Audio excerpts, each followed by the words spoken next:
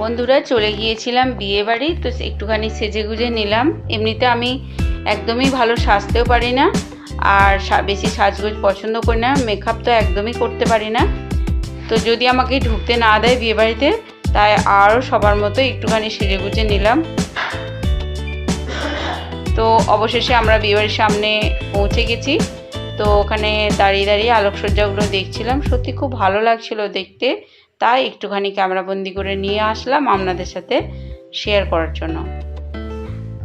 তো ভিতরে গিয়ে দেখি অনেকগুলো স্টল বসেছে, কফি, পকোড়া, ফুচকা। তো ওই সমস্ত অল্প স্বল্প খেয়ে চলে গেলাম যে কনে, তার কাছে কনেকে একটুখানি গিফট দেওয়ার পর আবার চলে গেলাম মেন কোর্সের দিকে।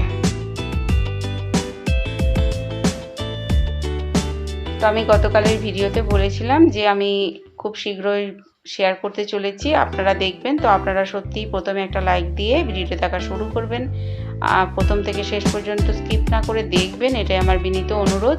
তো এই সমস্ত আইটেম হয়েছিল, তো আমার তো খুব ভালোই লেগেছিল। আমি এমনিতে টুকটাক খেতে বেশ ভালোই বাসি, বেশি খেতে না পারলেও ভ্যারাইটিস রকমের খাবার খেতে আমার ভালোই লাগে।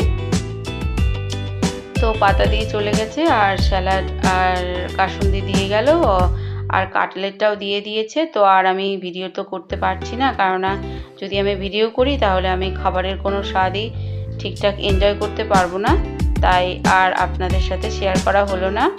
তো কেমন লাগলো আমার ভিডিওটা অবশ্যই কমেন্ট করে জানাবেন।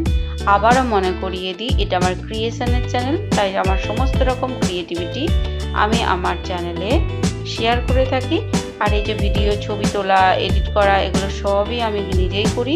তো এগুলোও একটা ক্রিয়েটিভিটির অংশ, তাই আপনারা আমার সমস্ত রকম ভিডিওই দেখবেন, আমার বিনীত অনুরোধ রইল। তবে আজ এই পর্যন্ত, সবাই খুব ভালো থাকবেন, সুস্থ থাকবেন, ধন্যবাদ।